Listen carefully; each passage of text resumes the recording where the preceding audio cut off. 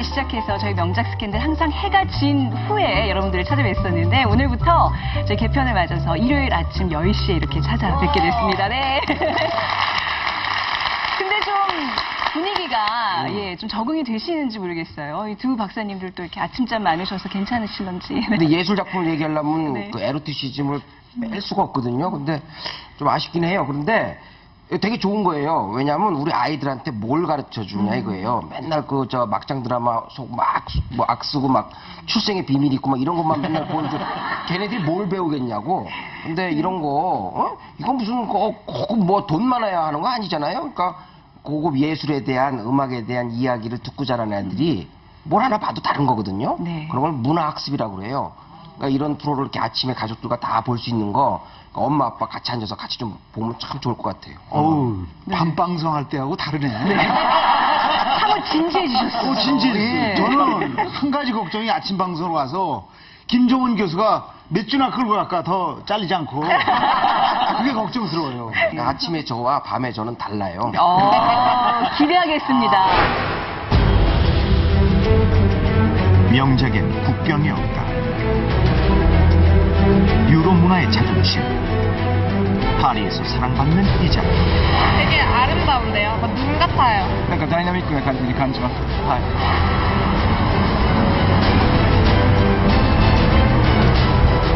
작품은 런던의 대형 박물관에도 소장돼 있다. I have a poster on my college dormitory wall. 큰 파도를 싸워 이기는 사람? 日本らしい激しい波。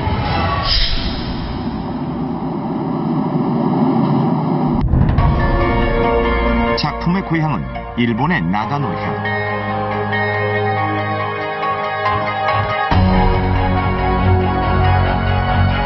여기 세계의 미술관에서 사랑받는 그림 한 점이 있다.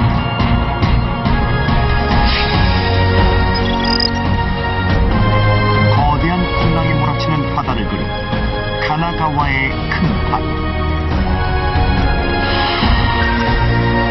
당장이라도 배를 집어삼킬 듯한 파도 아래 어부들의 모습이 위태롭다.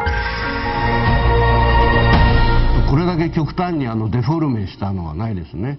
いわゆる波をこういう風に描く絵はありますけども、これだけ大きくした波はないですね。江戸時代にサーフィンなんかなかったはずで、なんで大波の資格を得たのか、非常にやっぱり北斎の想像力の賜物だと思いますね。 이 작품이 세계 각지에 소장될 수 있었다는 것. 한화 작품이기 때문이다.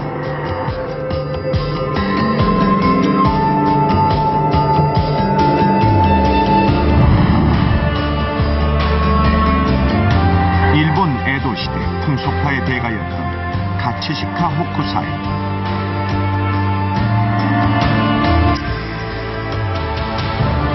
그는 90평생 무려 3만여 점의 작품을 남겼다.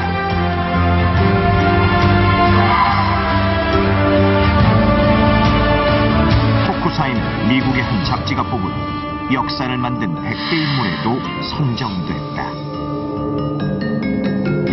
次元っていわゆる平面ですよね。の中であれだけ立体的に表現ができたっていうのが大変日本人だけじゃなくて海外の人にも驚きを持って受け入れられたんじゃないかなと思いますね。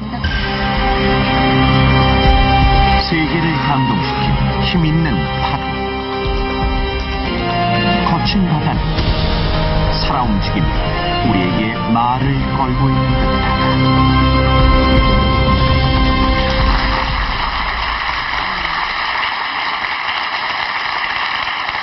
일본화인데요. 세계적으로 아주 유명한 작품입니다. 여러분들 많이 보셨죠? 예. 근데 이 지금 어떤 장면을 연출하고 있는 건지 좀 궁금한데. 제가 개인적으로 너무 좋아하는 작품이라 지금 너무 떨리는데요. 제가 봤을 때는 이 그림을 보자마자 해밍웨이의 노인과 바다를 떠올렸거든요. 그래서 그 대자연과 네. 힘없는 인간들의 그 사투를 이렇게 딱 보는 것처럼 너무 장엄하고 약간 이렇게 위험한 것 같기도 하고 그런 느낌이 들거든요. 근데 아까 우리 방송 전에 최원정 언니가 그랬잖아요. 이 그림 가장 많이 보는 것은 일본식 레스토랑이나 선술집에서 많이 본다고. 저도 딱 처음 봤었을 때가 일본식 돈가스 집이었거든요. 그래서 돈가스 좀 떠올리네요. 저도 조건발사처럼 이 초밥, 돈가스 이런 게 떠오르는 침이 보이는데요. 항상 이 유심히 본 것보다는 이 주방장 뒤에 이렇게 걸쳐져 있는 그런 네. 그런 걸 보인 것 같은 그런 느낌이 또 침이 나네요. 아침부터 먹는 얘기를 저는 사실 이거 보고 쓰나미 얼마 전에 또 일본에서 있었던 그 쓰나미 한 장면이었나 역사적으로 그걸 어떻게 좀 연출을 그린 게 아닌가 싶기도 하고 네. 나는 저 사람들이 어떻게 됐을까가 되게 걱정이 되는. 그래요. 배 탄 사람들이 있잖아요. 그렇게 예. 파도가 치면 저 파도가 저 배를 덮쳤을 거 아닙니까? 그러면은 저 사람들은 어떻게 됐을까 이런 걱정부터 되고. 근데 그 아주 그 위기의 상황을 딱 아주 결정적인 순간을 포착해낸 것 같아서 네. 아주 인상적이에요. 예. 네. 그 지금 그림에 배가 세 척이 등장을 하는데 네. 저 배를 일본에서 오시오쿠리라고 부릅니다. 그래서 저게 이제 도쿄 가까운 바다에서 생선을 잡으면 상하지 않도록 빠른 속도로 도쿄까지 운반해주는 쾌속 운반선이었다고 네. 그래요. 보통 이제 선원이 8명이 타죠. 저기도 8명씩 들어가 있는데 근데 독특하게 지금 상당히 위태로운 상황인데 생선은 보이지는 않고 예, 좀 많이 궁금합니다. 그래서 네. 이 안에 있지, 배 안에. 그 일일이 어떻게 그려요? 유심히도 보셨네요. 예. 근데 강 박사님 이 정도의 파도라 하면 이 사람들이 살아남기 좀 힘들지 않을까요? 파도가 좀 과장됐다는 느낌도 들고 말이죠. 네, 그럴 수도 있습니다. 근데 사실 가나가와 큰 파도라고 했잖아요. 네. 가나가와라고 하는 것이 이게 내륙 해안이죠. 그러니까 태평양을 직접 연안해 있는 것이 아니라서, 그러니까 바람이 뭐 세게 쳐봤자 뭐 저 정도까지는 아마 되지 힘들까 싶네요. 아, 그래요. 예. 일본 문화 자체가 그냥 과장의 문화예요. 그러니까 말하는 것도 그러잖아요. 스코이 별거 아닌데도 스코이 여자들은 스파라시 뭐 이런 스파라시 이런 식으로 나온다고요. 그러니까 일상은 굉장히 얌전하고 차분한 사람들이지만 자신의 어떤 표현을 할 때는 굉장히 과장해서 하는 그런 문화니까 아마도 이 그림에서 그런 과장의 표현이 들어가지 않았나. 그래서 사실 흔히 들을 수 없는 지명인 것 같긴 한데 어떤 곳인지 굉장히 궁금해요. 가나가와가. 가나가와는 도쿄 남쪽에 붙어 있는 현이죠. 네. 현이고 그 여러분들이 잘 아는 요코하마라는 도시 있죠. 그 도시가 이제 그 주도. 블루라이트 요코하마. 그렇죠. 그런 노래가 있죠. 일본 가요에 많이 나오는 그 요코하마. 그러니까 우리식으로 얘기하면 뭐 부산 해운대의 큰 파도 뭐 요 정도로 그렇죠. 지명을 딴 거라고 생각하면 되겠군요. 그렇죠. 네. 저쪽이 개항할 때도 네. 저 일본을 개항시킨 그 미국의 페리 제독이 처음 이 도쿄만의 입구기 때문에 페리 제독이 흑선을 끌고 와가지고 처음 그 정박했던 우라가 항이 있는 쪽이 바로 이쪽이죠. 네. 우리가 서양 미술 얘기할 때 그 우키요에 얘기를 가끔 했었어요. 우키요에라는 그 단어가 정확하게 어떤 뜻인지 좀 설명을 해주신다면요, 강 박사님. 우키요에라고 하는 게 이제 한자에서 보는 것처럼 이제 뜰부자에다가 세상자자에 이제 그림 애자잖아요. 그러니까 뭐 뜬구름 같은 세상. 그러니까 그것이 의미하는 뉘앙스들이 아마 또 와닿으실 거예요. 그러니까 그게 뭘 것 같다. 이런 걸 담아내는 일종의 뭐 풍속과 이렇게라고 볼 수 있겠죠. 네. 사실은 이제 우키요에를 즐긴 사람들이 그 중민 이하의 평민들 어려운 사람들이거든요. 그러니까 그 현실을 즐기는 방식이 이렇게 뭐 관조하고 사색하고 이런 측면이 아니고 삶이 어려우면 사람들이 즉각적인 쾌락들을 원하게 돼요. 그러니까 그 위로받으려고 그러는 게 감각적이고 자극적이고 그래서 이런 그 감각적인 장면들을 포착해내는 그런 그 위로의 수단이 아니었느냐 평민들에게. 그러니까 우리 일상 어떤 소소한 우키요에. 것들을 잡아내는 그래서 또 우키요에 중에 그 추나들이 굉장히 많다고 들었는데 사실 저희가 그 추나집이 있어서 이 호쿠사이에 추나집이 있었는데 우리 조용남 박사님이 가져가 버리셔가지고 제가 볼 기회가 있었습니다. 가서 좀 많이 보셨나요? 어떤 그림들이 있는지 소개해 주실 정도는 아니죠. 지금 네. 아침 방송에서 보여주긴 너무 좀 쑥스러울 정도로 과장이 무지하게 심해요. 추나도 그렇게 과장이 돼 있어갖고요. 네. 예. 이거 어떻게 설명해야 돼? 이게 하여튼 막 어떻게 설명해야 돼? 아이고, 답답해라. 무지하게 막 네. 크게 그려요. 어떻게 해야 돼? 하여튼 하여튼 그런 거예요. 그래서 추나를 보면 네. 야 이렇게 이렇게 그러니까 에로틱한 상상력을 이렇게까지 발전시킬 수 있구나. 이렇게 극대화할 수 있구나. 뭐 그런 느낌이 들어요. 네. 춘화도 많은 소재가 됐다는 얘기로는 대중문화 어떤 매체가 아니었나 싶어요. 그러니까 상류층들은 우키요에를 접하지 않았다는 얘기예요. 에도 시대가 이제 서민 문화, 대중문화가 발전한 시기였죠. 그래서 뭐 유구하기 성행하고 또 극장이 많이 성행을 했는데 그렇다 보니까 이게 대체적으로 서민을 대상으로 한 어떤 상품 같은 문화였던 거죠. 상류층 말씀하셨는데 그 시대에도 클래식이 있었어요, 미술에서도. 그러니까 상류층이 즐기는 그런 미술 허용된 문화는 뭐 간호파랄지 도사파랄지 그러니까 공식적인 그 라인을 타고 전래되어 온 그런 상류층이 있었고, 그러니까 우키요에는 아까 말씀하신 것처럼 그걸 갖지 못한 일반 사람들이 쉽게 즐기는 그런 그림이라고 또 볼 수 있겠죠. 네. 그러니까 대중문화의 시작이라고 보면 될 것 같아요. 그러니까 요즘이야 뭐 라디오에 텔레비가 있으니까 바로바로 전파가 되지만 그 당시는 대중문화라는 게 이렇게 확 전파되기가 어려운데 판화라고 하는 수단이 있으니까 똑같은 그림을 찍어서 여러 사람들이 가질 수 있거든요. 그러니까 그 부자들이야 화가한테 시켜서 그림 한 장 그리고 뭐 몇 개월씩 기다리고 돈 많이 내고 이렇게 할 수 있지만 일반인들은 못 구하잖아요. 근데 판화라는 건 찍어내면 되니까 그래서 그 일반 대중들에게 맞는 그런 그 그림의 내용을 갖게 되고 형식을 갖게 되는 거죠. 네. 그 요즘 생각하면은 약간 패션 매거진처럼 당시 에도에 유행했던 유행들을 지방 사람들은 잘 모르잖아요. 그러니까 그걸 판화를 통해서 당시 유행한 여자들이 어떤 장신구를 하고 어떤 옷을 입는지 그런 것들도 알 수가 있었다고 해요. 그래서 그 많은 분들이 브로마이드처럼 집에다 붙여놓고 그런 유행하는 액세서리를 사보기도 하고, 그래서 우리 예전에 왜 신윤북의 미인도 얘기했잖아요. 똑같은 그런 유행하는 것들을 지금 볼 수가 있는 거죠. 이 판화를 통해서. 풍속화라고 불리는 우키요에 그중에서 이제 가나가와의 그 파도를 지금 오늘의 명작으로 저희가 선정해봤는데 과연 이 안에 담겨진 스캔들은 무엇일까요? 도쿄 시내에서 차로 40분 거리에 위치한 가나가와. 180년 전 호쿠사이는 이 바다에 어떤 모습을 그린 것일까? 배가 뒤집혀진다는. 이렇게 파도가 치는 게 되게 좀 크게 다가와요. Well, it could symbolize the tsunami that they had. 이거 쓰나미 아니에요? 거대한 쓰나미를 연상하게 할 만큼 강렬한 파도의 인상.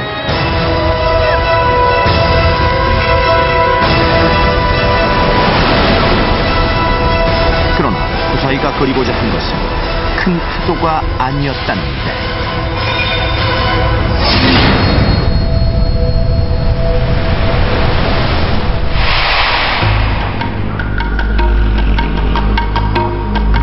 파도 뒤 작은 봉우리가 그림의 주제라는 얘기. 富士山があって波があったり人がいたり場所を変えたりしてるわけですね。 꼼꼼히 살펴보면 그림 속에富士山의 별칭이 적혀 있다.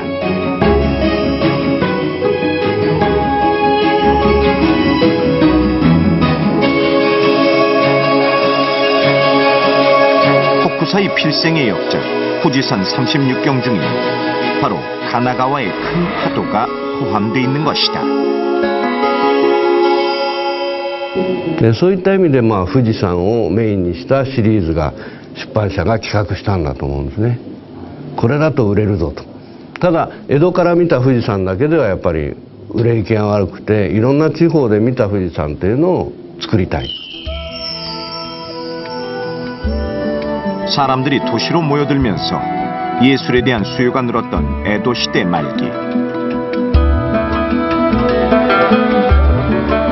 서민의 일상과 주변의 풍경은 회화 주제로 큰 인기를 얻었다.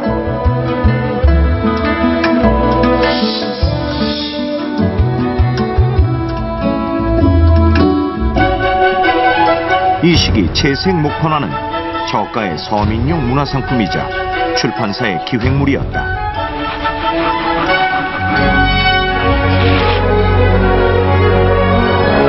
富士山을 주제로 한 다양한 풍광은 고향을 떠나 상경한 에도 사람들에게 작은 행복이었다.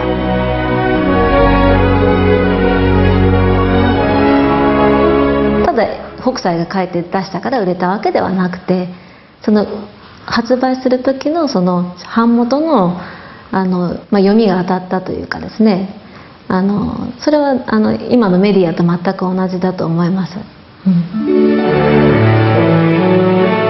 일본인들에게 영원한 마음의 고향인 후지산. 호쿠사이에게도 후지산은 아주 특별했다. 말년에 후지산 백경을 완성하면서 호쿠사이에게 후지산은 신성한 숭배의 대상이 되어 있었다.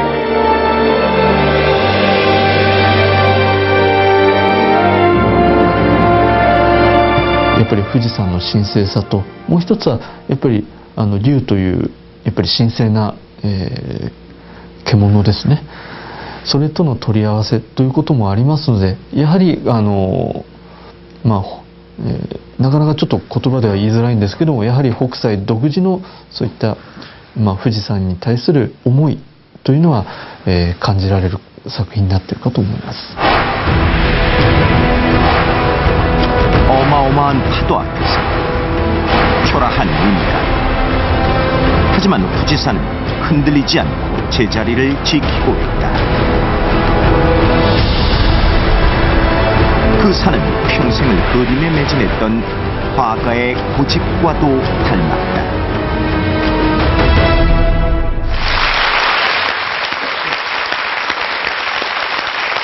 저희 계속 파도 얘기만 했었는데 이 그림의 주인공은 파도가 아니라 바로 저 뒤에 조그맣게 있는 후지산이었어요. 경아 씨는 저 후지산인 줄 아셨어요? 저는 그냥 파도의 일부라고 생각해요. 저도 물기둥 중에 하나인 줄 알았는데 지금 멀리서 보면 진짜 파도처럼 보이거든요. 근데 후지산이 주인공이면 후지산을 크게 그려야지 왜 파도를 크게 그려서 사람들이 헷갈리게 하는 걸까요? 진짜. 네.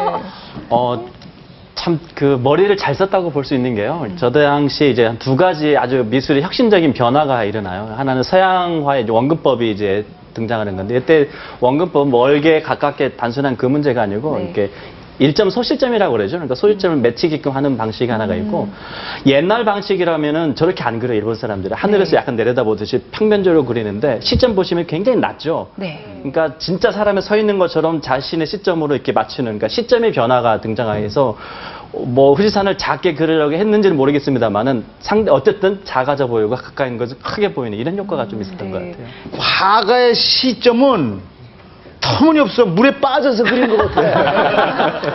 그렇네요, 진짜. 이거는 이럴 수가 없어요. 이렇게 그릴 수 상상도 안 되는 예리하신 이것이 후쿠사이의 저 위대함이에요. 항상 의연하게 서 있는 산이 바로 후지산이다. 뭐 그런 메시지를 전달하고 싶었던 걸까요?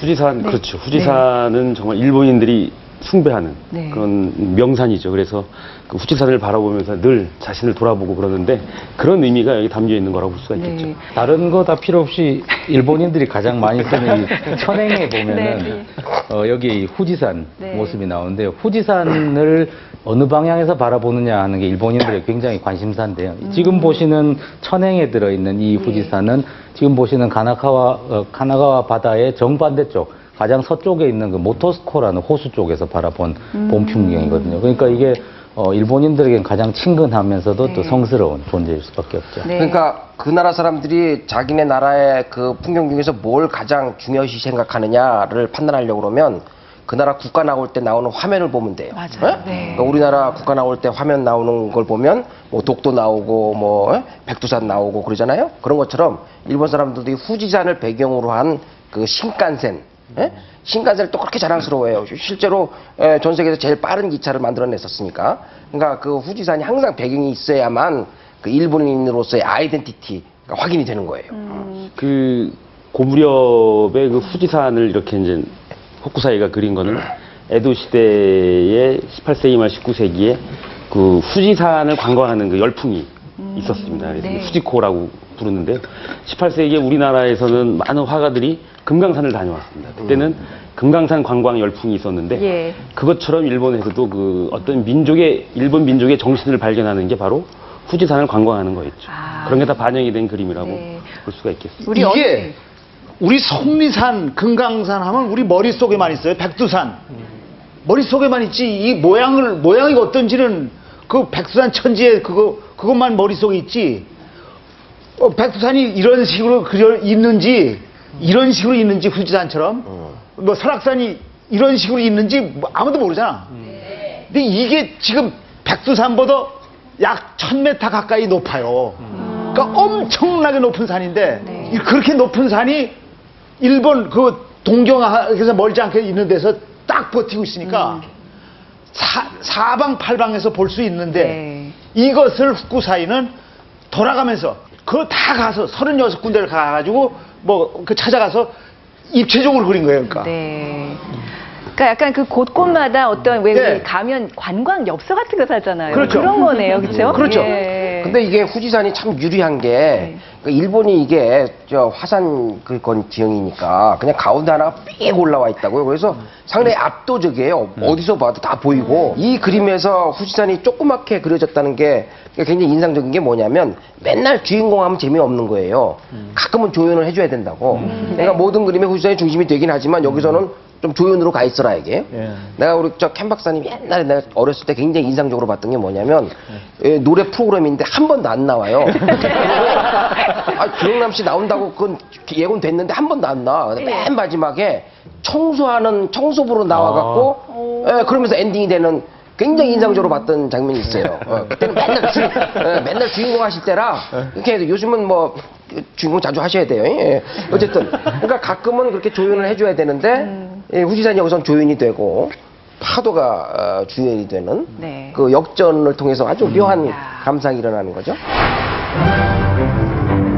해발 3,776m의 후지산조차 우회수해 보이는 그림의 비밀.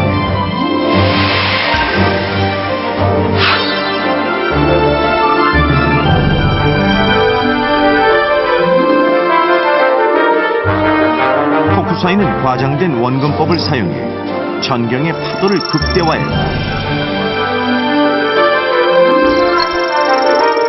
수평선 넘어 후지산이 원경 속에 묻힌 이유도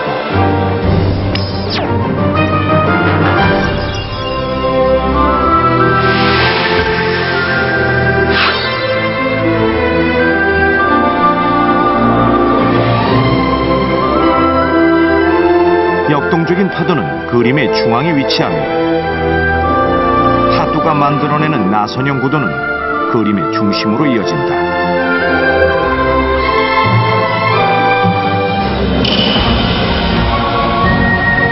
산을 강조한 후지산 36경의 다른 그림에선 볼 수 없는 혁신적인 구도다.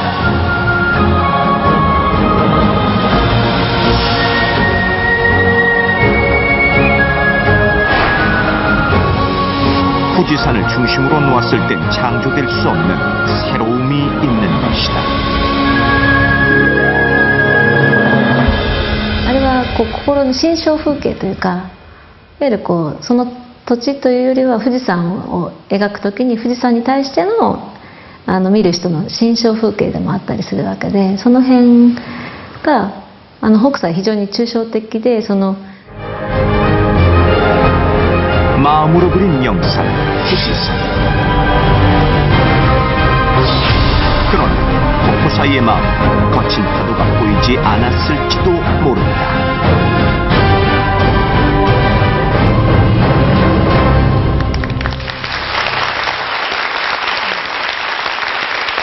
원근법이라는 것은 분명 서양에서 들어온 것일 텐데 본인이 독창적으로 해석을 하고 적용을 한 거예요, 그렇죠?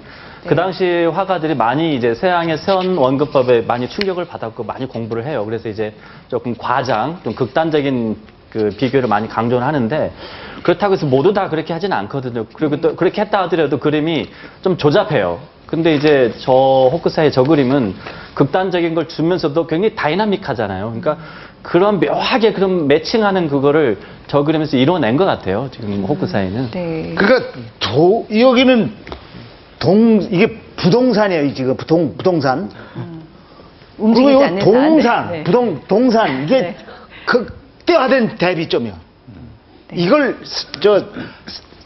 36방향으로 그렸다는 것은 이 후지산을 입체파라고 그러잖아요. 피카소. 피카소는 입체파 많이 좀 줘봐. 피카소의 입체파라는 건요. 자, 내가 최원정을 그렸어. 이렇게 해서 코가 있고 저 입이 있고 머리가 있고 그렇죠? 이렇게 그렸는데 이쪽은 안 보이잖아요. 이쪽만 그리죠. 눈이 이렇게 있잖아요. 네. 눈이 이렇게 있고 이쪽만 보이니까 이렇게 아니 비 안 나오는 걸 가지고 있냐. 주인을 알아보는 거예요.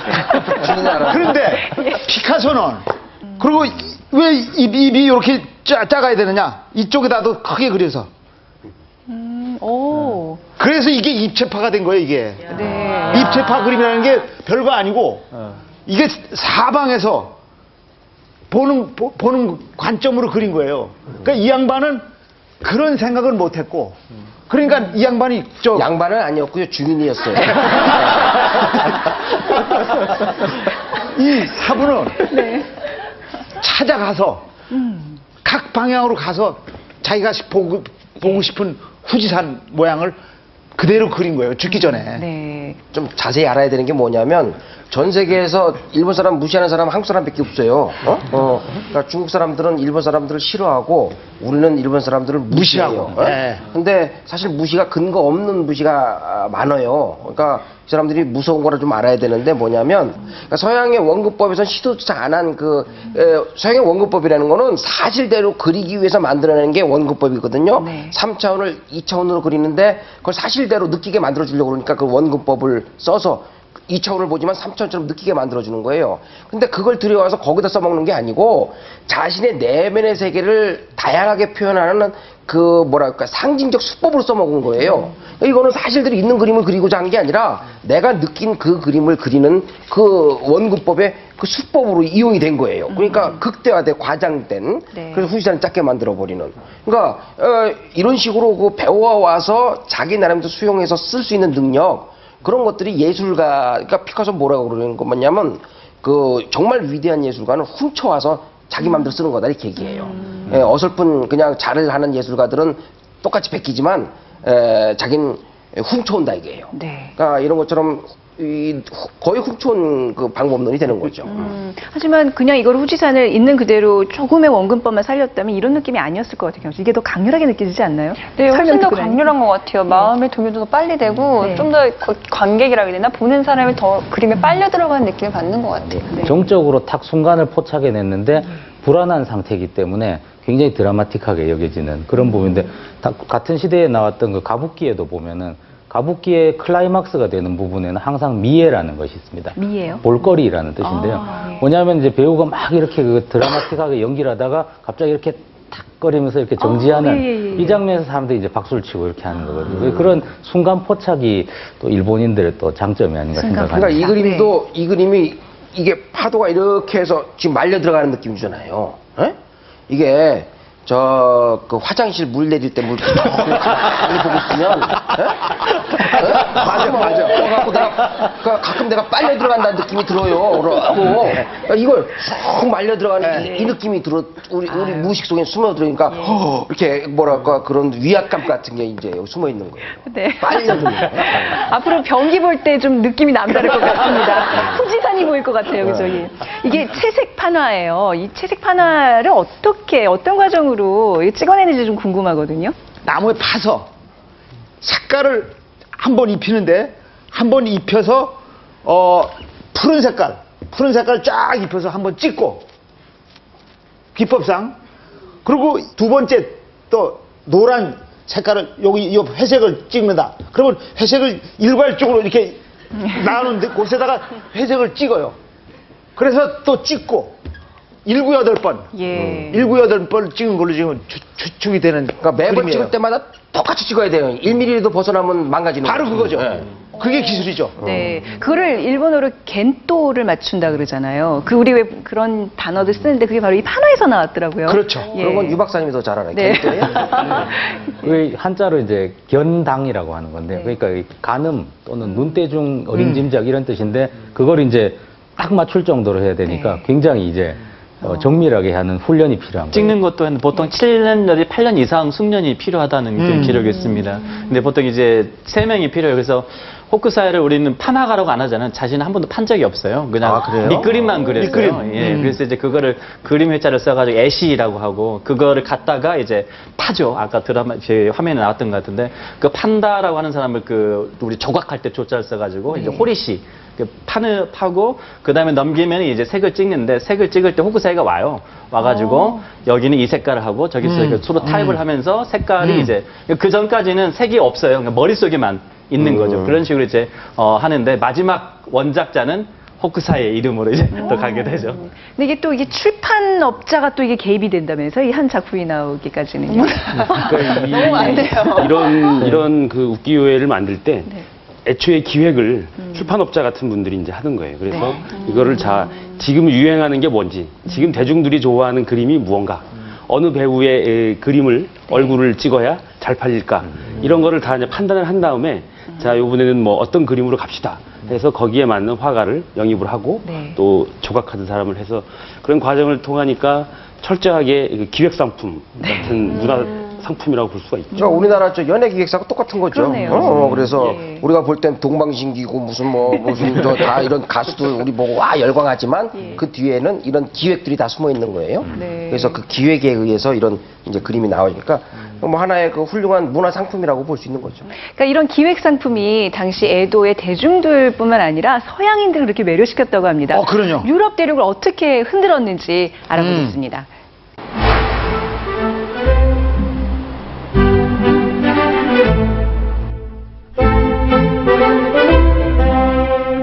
일본 도자기는 만국 박람회를 계기로 선풍적인 인기를 모았다. 신비의 동양 물건에 관심이 많던 유럽 사람들 눈에 띈 것은 도자기뿐만이 아니었다.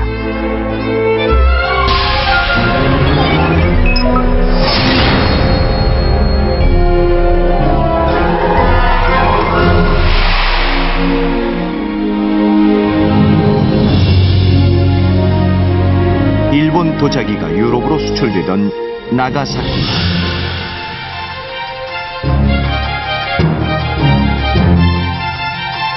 이곳을 중심으로 다양한 서양 문물이 일본으로 전해졌다.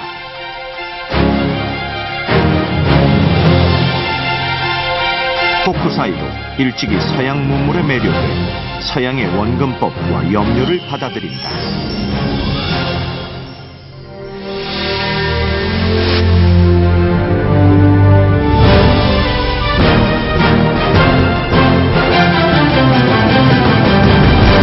西洋の遠近法を取り入れたりとか、あとは、ベロアイと呼ばれる、ヨーロッパから入ってきた青色の、顔料ですね、それが、入ったことでやはり絵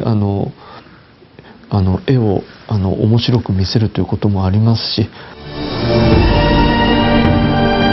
호쿠사이는 서양 염료를 과감하게 사용해 시선을 사로잡는 푸른색의 강렬함을 선보였다. 서양의 영향으로 풍성해진 호쿠사이의 채색 목판화는 30여 년이 지나 서양의 화가들에게 영향을 미친다.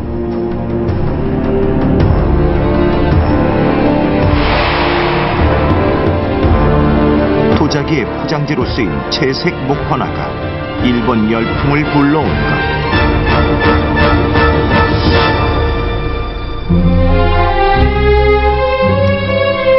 처음 보는 동양의 신비로움에 심취한 사람들은 바로 새로움을 갈구하던 인상파 화가들.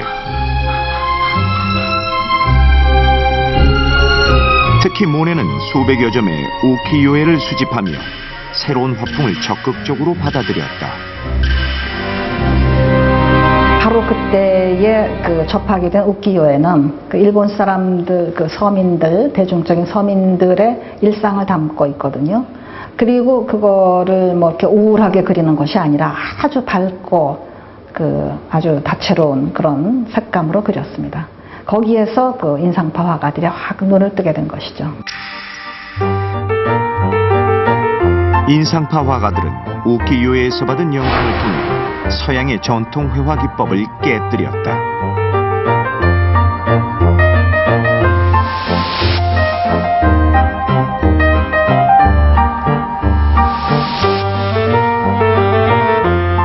특히 고흐는 단순하면서도 강렬한 우키요에를 똑같이 베껴 그리기도 했다.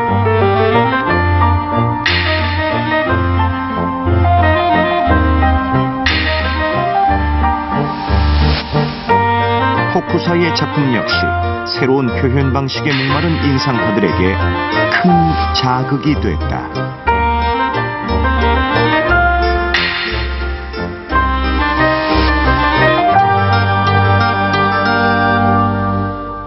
Souvent associé à des notions de pureté, de simplicité, qui correspondent aussi à une tendance actuelle de retour à la nature, aux choses simples. Et donc c'est une espèce de leçon que l'Occident reçoit de l'Orient à travers cet art japonais. 描こうと思ってた印象派の人たちが日本の版画を見てもう理屈なんか何もいらないじゃん、今までの伝統なんか無視して、あ、色を塗ればいいんだと、ただ色塗ってあっても絵になるんじゃないかと、立体を描かなくてもいいんだと、平面でもいいんだと、そう何でもありっていう世界を版画の中に見たんじゃないでしょうかね。 값싼 포장지로 쓰였던 채색 목화나가 서양 미술의 흐름을 바꿔놓으니까 다름에서 새로움을 찾은 예술가들의 위대한 발견이었다.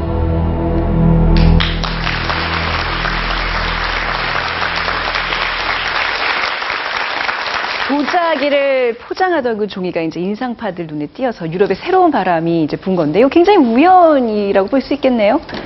네, 그렇죠. 뭐 처음은 우연이었는데 재미있는 거는 이제 그거를 일본 정부가 굉장히 빨리 이제 파악을 해요. 그래가지고 1868년 이제 메이지 유신이 일어나고 일본이 개항을 하잖아요. 그래서 서양에 이제 일본을 알려야 되는 건데 보니까 미술이 너무 잘 팔리는 거예요. 그 당시 기록에 의하면은 전 수출품의 1%를 미술품이 차지하고 있을 정도였거든요. 그래서 1878년에 이제 파리 만국 박람회, 지금 여수의 그 전신이에요. 근데 그게 열렸을 때 기획을 하죠. 그래가지고 뭐 팔만한 것들, 우키요에를 비롯해서 여러 가지 것들을 아주 했는데 그게 프랑스에 그냥 확 퍼진 거, 와, 일본적인 거, 뭐, 멋진다, 이런 식의 그냥 그런 현상이 이제 드러나게 되는 거죠. 제가 예전에 유럽에서 일했을 때 저도 느꼈던 건데, 동양에 대한 열망이 있는 것 같아요. 자신들이 없는 거에 대한. 그래서 저도 뭐 일을 하거나 이러면 메이크업을 하면 우리나라 같은 경우는 눈을 더 크게 만들고, 입술을 작게 만들고 하는데, 외국 같은 경우는 오히려 작은 눈을 더 작게 만들고, 광대뼈를 튀어나오게 만드는 거예요. 그래서 지금 그 사진 보면 볼 수 없을 정도예요. 근데 그런 것처럼 자신들이 없는 점에 대해서 매력으로 느끼고, 우키요에도 그런 거 아니에요? 그죠? 이 자포니즘이라는 게 당시 서양에서는 유럽에서는 대단했다면서요. 그 열풍이 어느 정도였나요? 네. 뭐 지금 화면에 나온 대로 고흐나 뭐 마네, 모네 그 인상파 화가들이 다 이제 흉내를 내기도 하고 배경으로 우키요에라든지 일본 문화의 뭐 옷 복장, 뭐 도자기 이런 것들을 다 배경에 집어넣고 또 고흐 같은 경우는 실제로 일본에 가서 살고 싶어 했다고 하죠. 이제 그래서 이제 남부의 아를르의 따뜻한 도시에 간 것도 일본이 아주 따뜻한 나라라는 이 머릿속에 관념이 있어서 뭐 그랬다는 얘기도 있고요. 그런데 재밌는 거는 이 우키요에나 호쿠사이의 열풍이 유독 유럽에서도 파리에서만 일어났어요. 프랑스에서만. 그런데 왜 그런가 하면 이 인상주의자들이 대단히 새로운 것을 좋아하면서도 공화주의자였습니다. 그래서 부르주아적인 것보다는 서민들의 문화에 대한 관심이 많았는데 이 우키요에나 호쿠사이의 작품이 서민들의 모습을 그린 거다 보니까 더 이제 빠른 속도로 빠져들게 됐죠. 그러니까 프랑스에서 그렇게 동양에 대한 수입이 빨라지는 이유는 말씀하신 대로 평민들에 대한 그런 관심인데 우연이 아닌 이유는 그러니까 불란서 혁명이라는 게 바로 그 뒤에 숨어 있기 때문에 그래요. 그러니까 혁명 이후에 왕조가 사라지고 일반 사람들이 세상을 움직이는 주역이 되면서 그들의 관심에 맞는 다양한 표현 수단을 찾다 보니까 일본에 우리한테 비슷한 일상을 그리는 다양한 표현들이 있단 말이죠. 이거 갖다 쓰면 되겠단 말이죠. 그러니까 이거 인상파가들이 나온 다음에 그 다음에 피카소로 넘어갈 땐 또 아프리카 그림이 또 확 영향을 미쳐요. 입체파에. 그러니까 문화라는 게 이렇게 서로 주고받고 주고받고 그러는 거예요. 그러니까 우키요에도 뭐 우리 일본 거다 뭐 이렇게 주장할 것도 없는 게 딱 그 원법 들여다가 흉내내서 만든 거니까. 그러니까 문화라는 건 이렇게 긴 시간을 두고 서로 영향을 미쳐 나가는 과정이다. 아쉬운 거는 우리도 강하게 영향을 미칠 수 있어야 되는데. 그 인상파가 작품 뒤에 그 우리나라 김홍도나 신윤보 그림이 그려 있는 걸 상상해 보면 아주 안타까워요. 그랬어야 되는데라는 생각. 혹시 미술 말고도 음악계에서도 이런 일본의 영향이 좀 있을까요? 그렇죠. 멀리 갈 거 없이 바로 이 그림을 보고 작곡한 그 클로드 드뷔시의 이 세계의 교향적 스케치라는 부제가 붙은 바다라는 관현악곡이 있습니다. 여보세요. 예. 그렇게 어렵게 끌어들이시 하지 말고 그냥 드비시. 드비시. 드비시. 예. 드비시가 작곡한 바다라는 이제 교향시가 있는데요. 이제 바로 저 후쿠사이의 저 작품을 보고 자기가 느낀 바다에 대한 어떤 인상 이런 것들을 이렇게 나타낸 거죠. 그러니까 바다의 새벽부터 낮까지의 이야기, 그리고 이 파도의 유희, 그리고 바람과 바다의 대화, 이렇게 세 개의 파트로 나눠져 있는데 그냥 바다를 풍경을 묘사한 게 아니고 바다로부터 받는 우리의 인상을 그대로 묘사한 인상주의 관현악곡입니다. 그러니까 이 그림을 보고 그걸 표현했다는 거예요. 예. 대단하죠. 아주 신기한데요. 그러니까 그림을 보면서 한번 음악적으로 어떻게 표현됐는지 들어보고 싶은데. 네.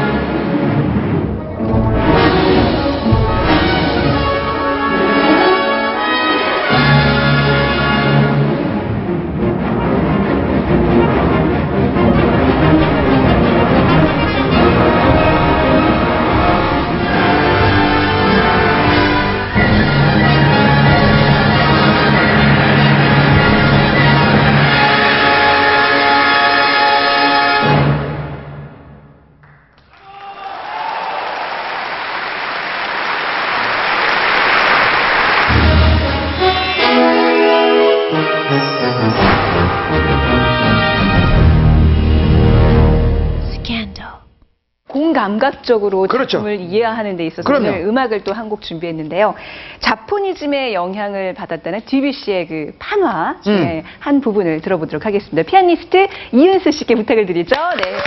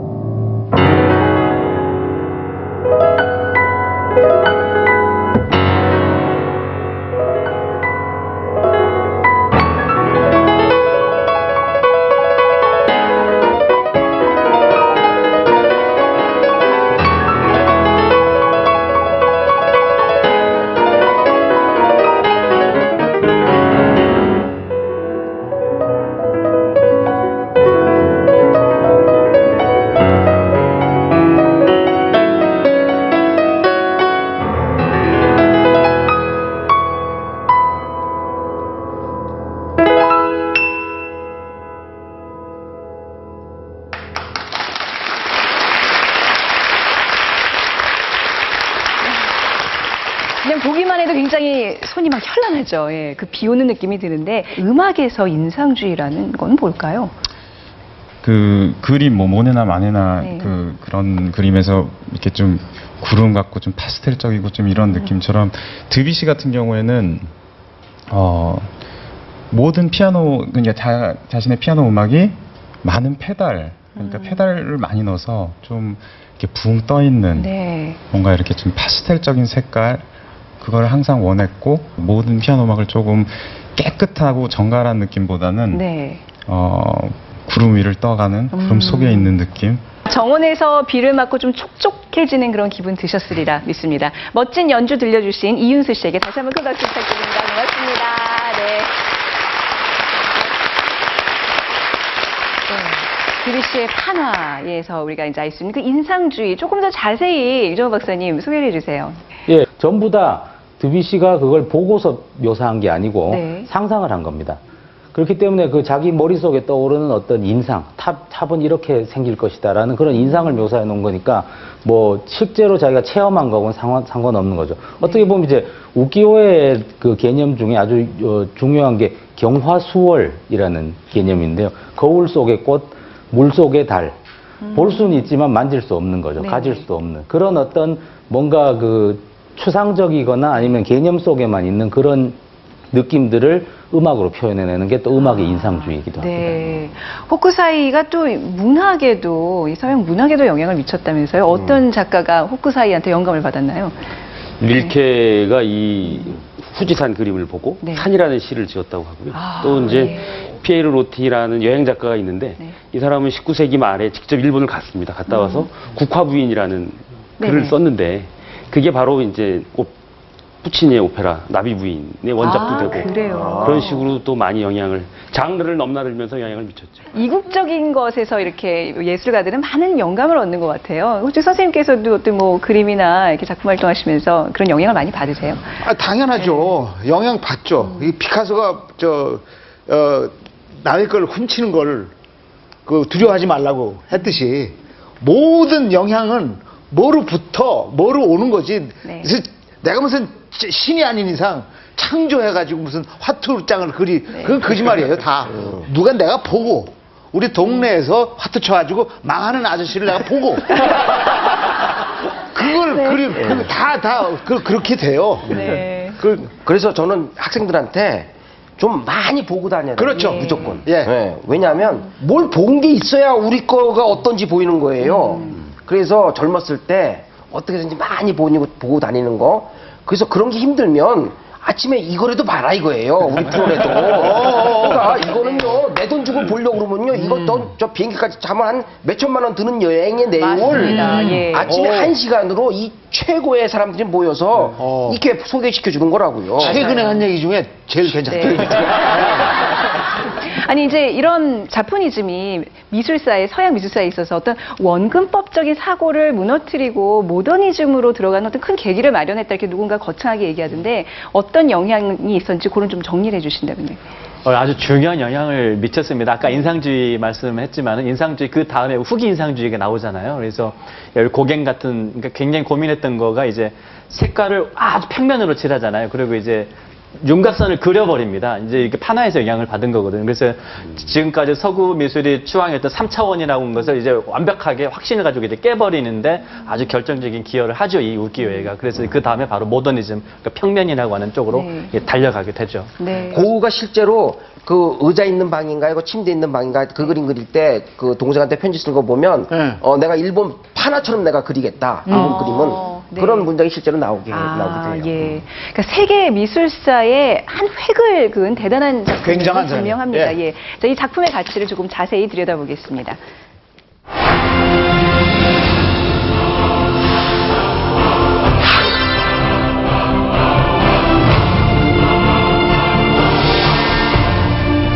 악마의 발톱 같은 거대한 파도에 맞선 작은 사람.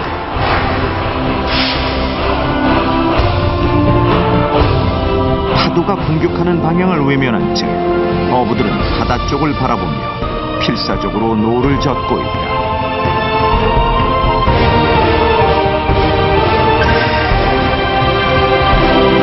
섬나라 사람들이 자연에 순응하며 역동적으로 살아가는 모습이다.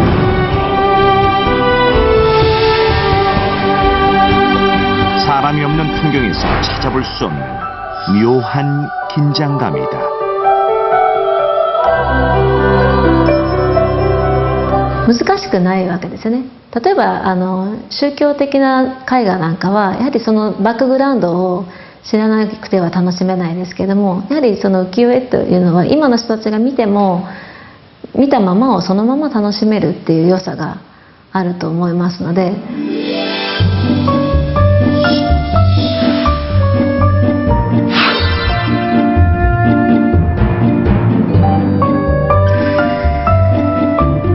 호쿠사이의 그림은 단순하지만 특징을 정확히 포착한다. 현대적인 만화와 유사한 삽화 작품.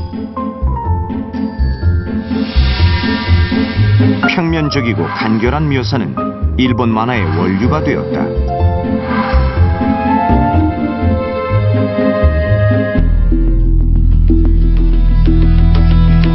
만화적인 표현은 얼마나 과장된 것일까?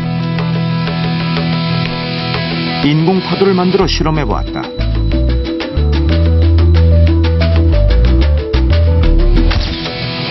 사진으로 순간을 포착한 파도의 모습.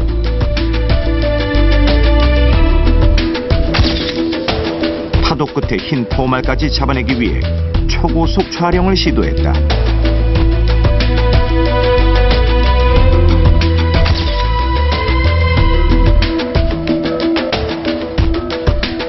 놀랍게도 파도가 치는 순간은 호쿠사이의 파도를 그대로 닮았다. そういうアニミズム的な水に命があるように見える、それから面白い構図、それから絵空事ですね。ありえない。だけど面白い。そういう日本の絵の要素が詰まっているからこそ面白いんだと思うんですね。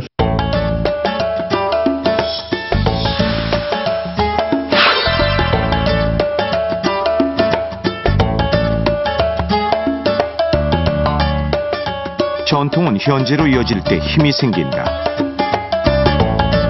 값싼 대중문화 상품이었던 우키요에는 일본을 대표하는 문화의 아이콘이 됐다.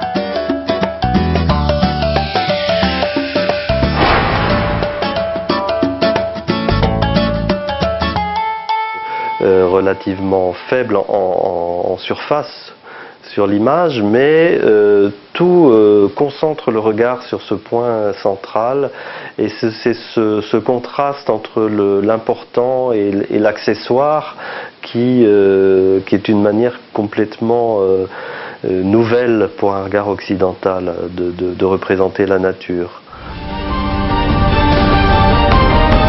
일본의 상징, 후지산을 그린 가나가와의 큰 파도는 큰 감동을 생생하게 전해주고 있다.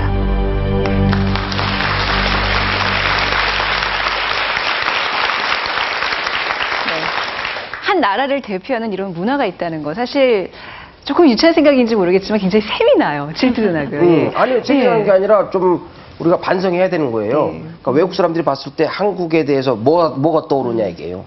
잘 안 떠올라요. 근데 이게 왜 이게 심각한 문제냐면, 그러니까 심리학적으로 내가 행복하냐? 그랬을 때 행복의 그림이 딱 사진처럼 떠올라야 돼요. 그러니까 저한테 행복하냐 물어보면 저는 아침 먹을 때에 그 커피 마시고 빵 먹고 뭐 이런 것들이 탁 떠오르면서 그게 행복으로 느껴지거든요. 근데 행복하는 질문을 받았을 때 한참 있다가 나는 우리 아이들이 돈 잘 벌고 결혼 잘하고 잘 커서 행복, 이렇게 설명하기 시작하면 그건 행복한 거 아니에요. 가짜예요. 에? 그러니까 한 문화가 실체가 있다라는 거는 그 순간 팍 뭐가 떠올라 줘야 된다고. 근데 일본에 대해서 어떻게 가냐면 서양 사람들은 이런 후지산의 그림을 탁 떠올린단 말이에요. 불란서 그러면 에펠탑 탁 떠오르잖아요. 우리는 한국 그러면 동대문 시장. 예? 동대문 시장. 동대. 육산 빌딩 그때 말씀하셨잖아요.